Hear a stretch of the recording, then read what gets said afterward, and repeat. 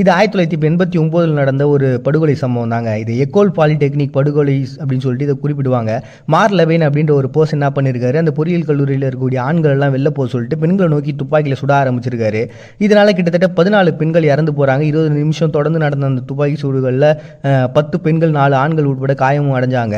அதுக்கப்புறம் இவர் யார் என்ன ஏதுன்றதை பற்றியான ரிசர்ச்லாம் எடுக்க இவர் சின்ன வயசுலேயே தன்னுடைய தந்தையை இழந்திருக்காரு. அம்மா தான் நர்சிங்லாம் பண்ணி இவங்களை காப்பாற்றிருக்காங்க. ஆனால் அவங்களுடைய தொடர்பு இந்த குழந்தைங்களை பார்த்துக்கிறதுக்கு அவங்க அந்த வேலையை டைம் ஸ்பெண்ட் பண்ண குழந்தைங்களோட அந்த டைம்ன்றது கம்மியாக ஆரம்பிச்சிச்சு.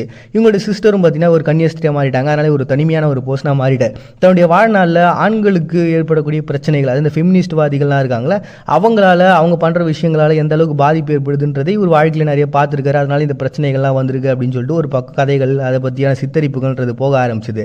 கடைசியாக ஒரு தற்கொலை பண்ணிக்கிறதுக்கு முன்னாடி 2 கடிதங்கள் எழுதி வச்சு போயிருக்காரு. அந்த கடிதம் என்ன, அதில் என்ன சொல்லியிருக்காங்க அப்படின்னு சொல்லிட்டு எதையுமே கவர்மெண்ட் வெளியிட மறுத்துட்டாங்க. அது